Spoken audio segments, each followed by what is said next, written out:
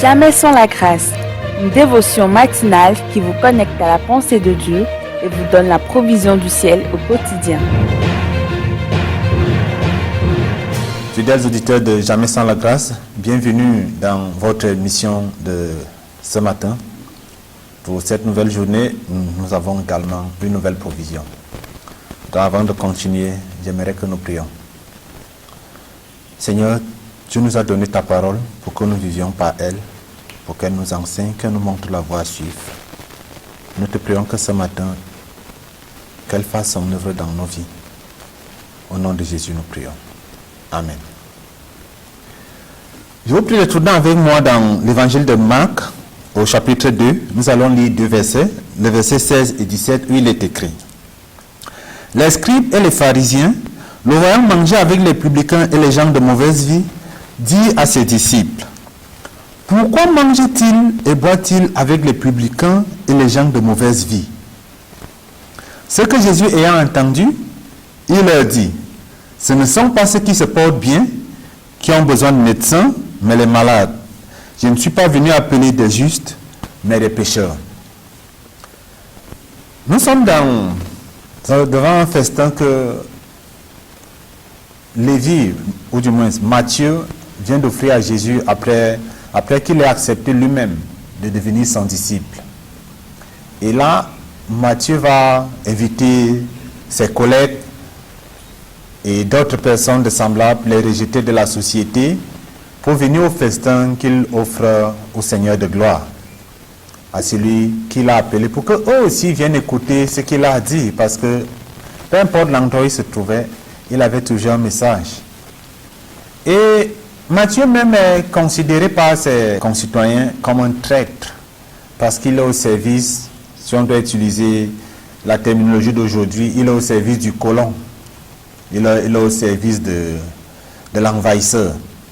Et il est mal vu, il est rejeté, il n'a plus de place dans cette société-là. Mais Jésus va s'intéresser à lui. Pour te dire, mon frère, ma soeur, que toi-même peut-être tu es rejeté, pour une raison ou pour une autre.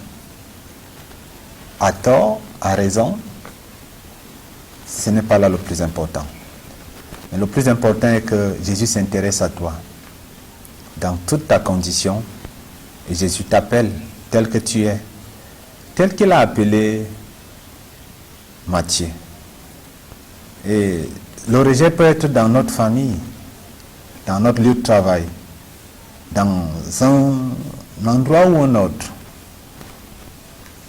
Mais Jésus nous aime et il nous appelle à lui tel que nous sommes. Et Matthieu nous donne ici un très bon exemple. Il n'a pas regardé à autre chose. Il ne s'est pas posé de questions. Quand Jésus lui a dit « Suis-moi », il s'est levé et il a suivi. Et c'est quelque temps après qu'il va lui offrir donc un festin, un dîner digne de ce nom. Et lors de ce festin, il a encore rejeté dans sa propre maison. Les gens qui sont venus viennent le rejeter. Et c'est là que Jésus va intervenir. Parce qu'on est allé voir ses disciples pour lui demander, mais comment osez-vous vous lier aux gens de cette qualité de vie? Vous allez vous souiller. Mais Jésus sait que ce qui nous souille, c'est ce qui vient de l'intérieur de notre cœur. Mais ce n'est pas ce qui vient de l'extérieur. Parce que c'est notre cœur qui conditionne tout. Parce que c'est de notre cœur que viennent les mauvaises comme les bonnes choses. Et il n'a pas peur de se rapprocher, d'être au contact des gens de mauvaise vie. Parce que comme eux, ils se connaissent comme des malades, il est le médecin. Il est le médecin qui va leur apporter la vraie guérison. J'espère, comme moi, que tu te considères aussi comme malade et que tu fais tes pas vers ce médecin pour trouver la guérison à tous les maux, à tous les problèmes auxquels tu peux faire face. Je te laisse avec cette pensée et te souhaite une meilleure journée, t'encourageant à continuer dans cet élan pour te rapprocher de Jésus-Christ, pour que tu sois guéri, comme Matthieu le fit. Amen. Si vous avez aimé cette émission, parlez-en à vos amis. Parlez-leur du message de la grâce et de ce qu'il fait dans vos vies. Pour un sujet de prière, une question ou pour devenir partenaire, contactez-nous au 00229 94 75 80 20. Que Dieu vous bénisse et à la prochaine.